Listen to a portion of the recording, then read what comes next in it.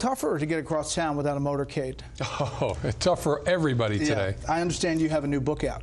I've heard that, yeah. Thanks for being here. The book is Hire, Loyalty, Truth, Lies, and Leadership. Big sales in its first week. I've read the book. I've seen or read every interview that you've done on this media tour. A lot of people have focused on President Trump and your interactions. I want to get to that, but I want to start chronologically with the Hillary Clinton email probe and the decisions you made there. Is it true that you and your FBI colleagues made the decision to exonerate Secretary Clinton well before she was interviewed? No.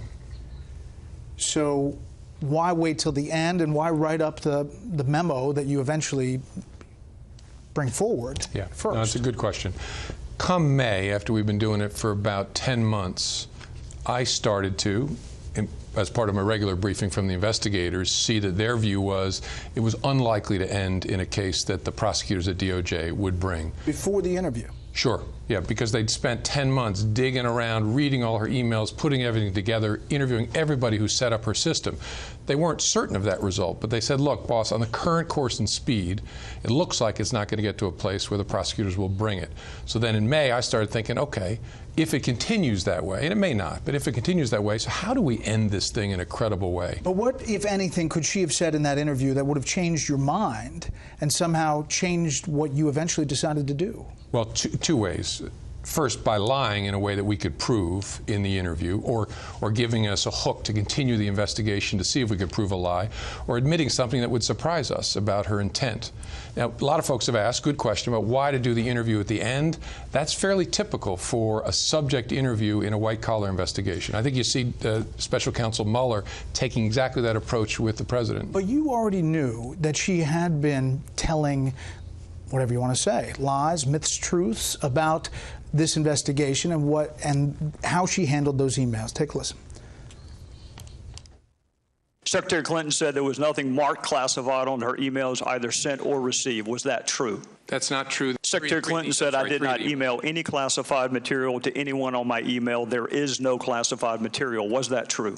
Now, there was classified material emailed. Secretary Clinton said all work-related emails were returned to the State Department. Was that true? No, we found work-related emails, thousands, that were not returned. So it went on. I mean, there were clearly a pattern there, and you had already made your decision. No, I had not made my decision, but I could see what the investigators saw after 10 months. If you don't have a general sense of where you're headed after 10 months of that kind of work, you're not competent.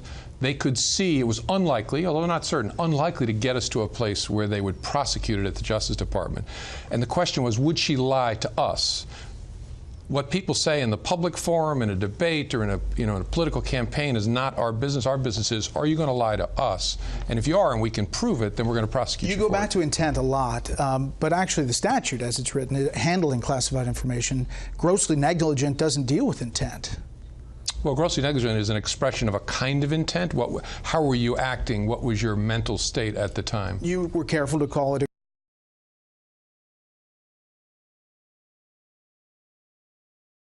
mere sloppiness, but didn't rise to the level of criminal misconduct that the Justice Department would prosecute. So how do you describe that? I probably should have said really sloppy, but I wanted to be honest and say it's above sloppy. It doesn't add up to what the 1917 statute meant when it said grossly negligent is a felony. So why did you allow Cheryl Mills, Secretary Clinton's chief of staff, to sit in on that interview? She was potentially a subject or a target in the investigation. She was a government employee. She wasn't Clinton's attorney, but yet she sits in there and talks with her throughout the interview. Yeah, my understanding was at that time she was one of Clinton's attorneys. She was no longer a subject in our investigation. The agents had scrubbed her conduct very carefully by that point, and she was no longer a subject. But that, again, that's a reasonable question. But the facts are, not a subject, one of Clinton's lawyers. She's entitled to be in an interview. We asked people to tweet in or write in.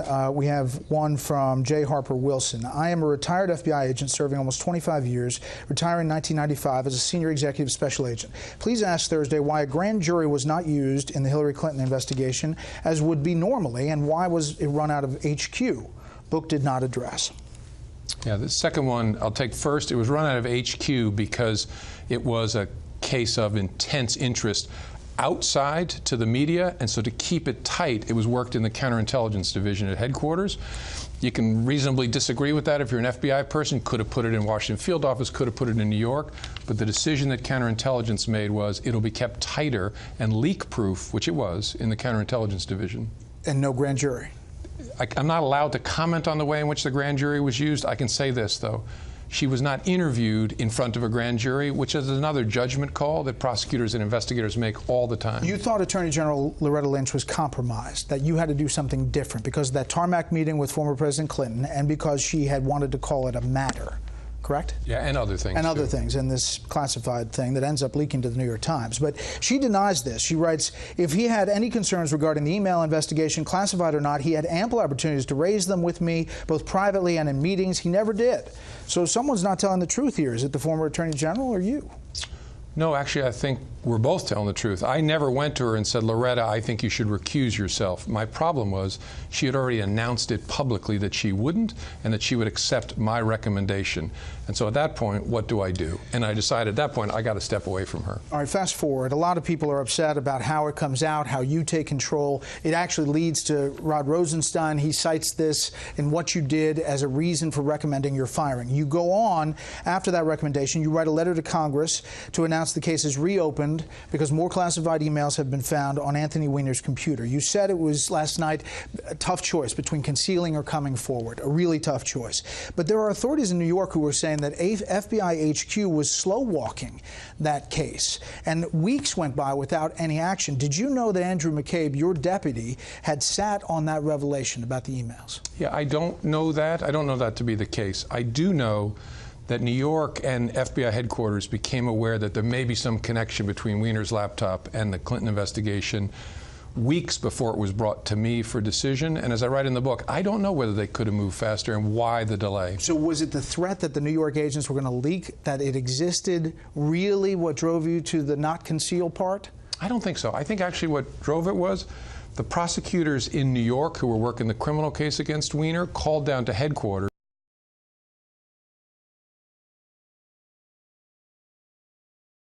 all across the street to the FBI and poke the organization, and they started to move much more quickly. I don't know why there was, if there was slow activity, why it was slow for those first couple of weeks. I want to move on to the Trump investigation. We're told after this Australian diplomat reports his conversation with George Papadopoulos, talking about plans to get Russia info or emails about Hillary Clinton, that the FBI is notified through the State Department about this in early May. True? No. When were they notified? First of all, I'm not confirming what the source was from it. The FBI learned the information about Papadopoulos in late July and opened a counterintelligence investigation at that point. The meeting that you're talking about occurred in the spring, April, before there were any public revelation of Russian hacked emails, but the FBI didn't learn about it until late July. Okay, so what is the crime or the collusion that launches the investigation? Yeah, collusion's not a word that I'm familiar with. I've seen what it is in the media crime? What is the evidence, basically, that launches? The question is, you open a counterintelligence investigation to understand, are any Americans in cahoots with the foreign intelligence activities of an adversary nation? When the Steele dossier comes out, sometime early July, when did you personally learn about the memos in the dossier? Sometime in the fall. I don't remember exactly when. You're talking fall of... fall of 16. Right. So who told you about them? I don't remember. Someone on my senior staff. Do you remember how they were described? I remember they briefed me about it, explained that it came from a reliable source, former Allied intelligence officer. I remember being given a copy of it.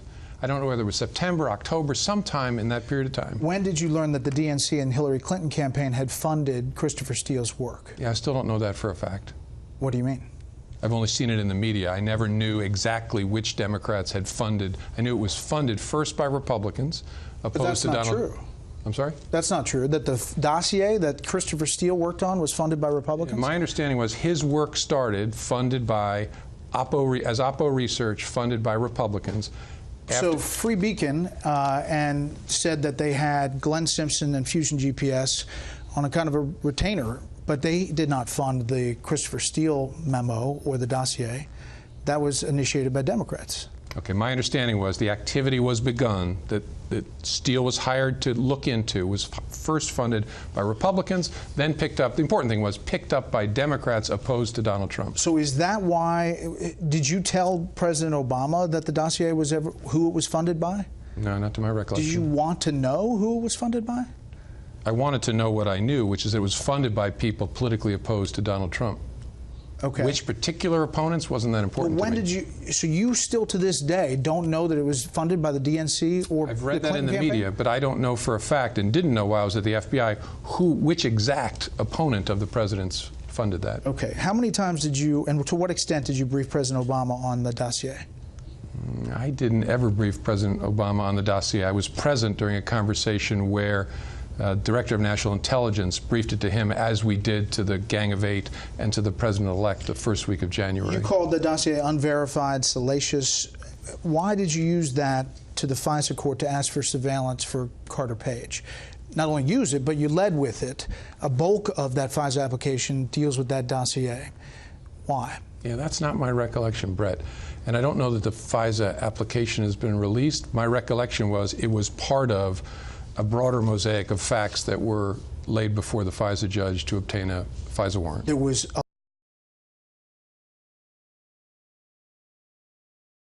about Page and why there was probable cause to believe he was an agent of a foreign power. And the dossier was part of that, but was not all of it or a critical part of it, to my recollection. This intel briefing at Trump Tower, you briefed the president-elect on kind of the sliver of the dossier, really the salacious part about the prostitutes in Moscow and that allegation. Correct. Didn't include anything broader than that, right? Correct. My mission in that private briefing was just to tell him about that slice of it.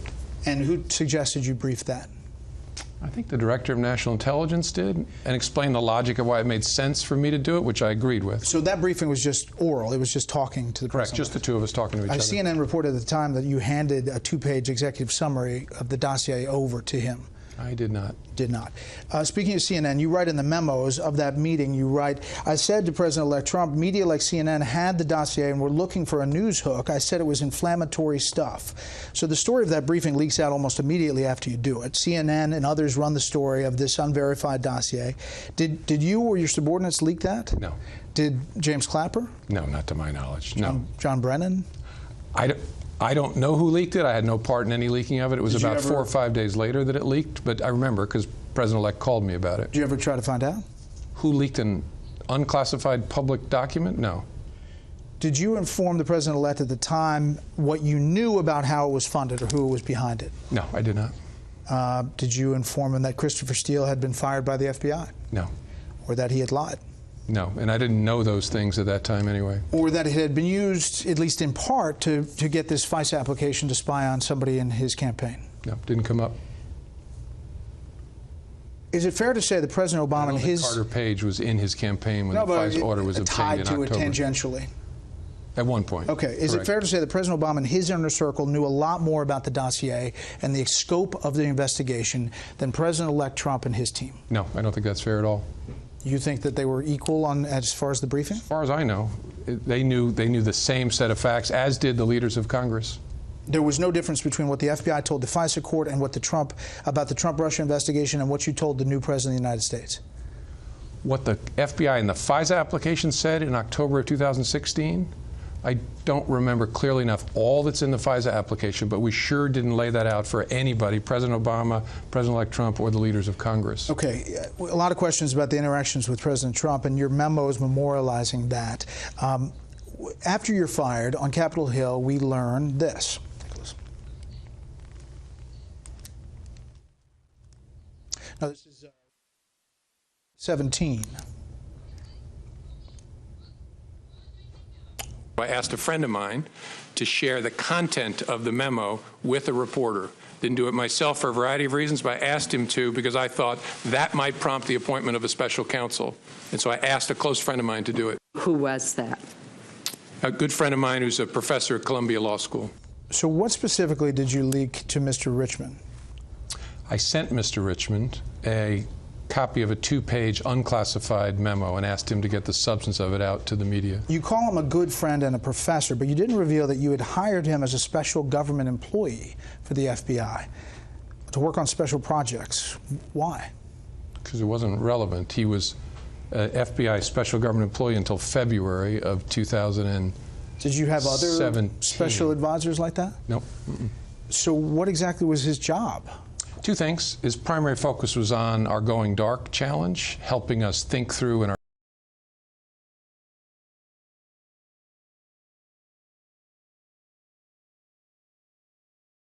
Richmond? Yeah. I'm smiling, Brett. I don't consider what I did with Mr. Richmond a leak. I told him about an unclassified conversation with the president. Okay, but the FBI protocol, you went through this with Anderson last time. I gave him nothing else ever to share with the media. FBI protocol says your own employment agreement with the FBI prohibits, quote, the unauthorized disclosure of any information or material from or related to FBI files or any information acquired by virtue of my official employment without prior written permission from the FBI. Did you have written permission? No, and I didn't consider it part of an FBI file, all the things I talked about with Anderson. You wrote it as an FBI director. It was a work product. No, it was not. It was my personal aide to memoir. You were talking to the president? Sure.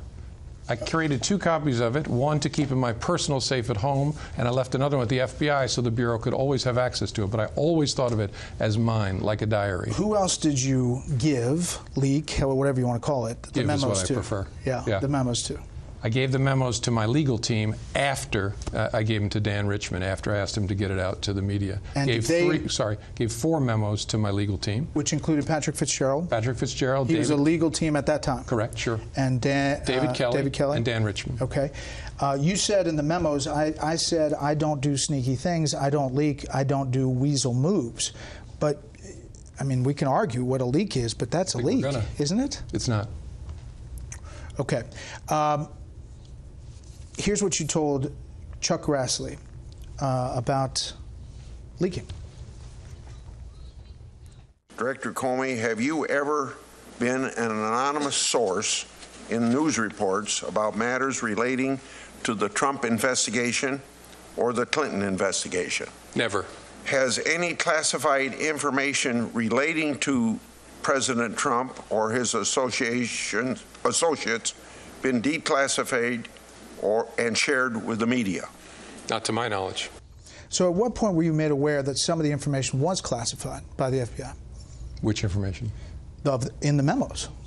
Oh, yeah, I don't know, sometime after I was fired, the FBI apparently made a decision that there were some words in at least 2 of the memos, maybe 1, I think 2, that were diplomatically sensitive. And so my lawyers returned them to the FBI. But that testimony was truthful, and I stand by it. I was hoping you were going to ask me that. I was. It's truthful. I want to play what the president said today about you on this channel. Look, Comey is a leaker, and he's a liar. And not only on this stuff, he's been leaking for years. He's probably been using his friend, the so-called professor, who now turns out to have FBI clearance, which he never said. He even lied about that because he never said that in Congress. He said he gave it to a friend. And he gave it to a friend to leak classified information. It's all classified. It was totally classified. So he did an illegal act. And he said it himself, in order to get a special counsel against me. Reaction to that? He's just wrong. Facts really do matter, which is why I'm on the show to answer your questions. That memo was unclassified then. It's still unclassified. It's in my book. The FBI cleared that book before it could be published. That's a false statement. What about not telling Congress that he was an agent for you or worked at the FBI or somehow was some employee that you had 35,000 FBI employees? But none of that was true. I described him, I hope in a good way, as a good friend to expose there might be a bias in my connection to the guy. He had left his FBI job months earlier, and so there's lots of other connections. I know him because we were prosecutors together. I didn't mention that. I taught with him at Columbia. I didn't mention that. I think I offered the Congress a fair picture of my connection to the guy.